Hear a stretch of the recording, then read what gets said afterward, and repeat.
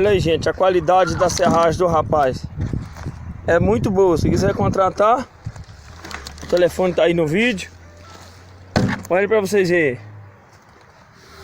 Aí, não precisa nem de aplanar.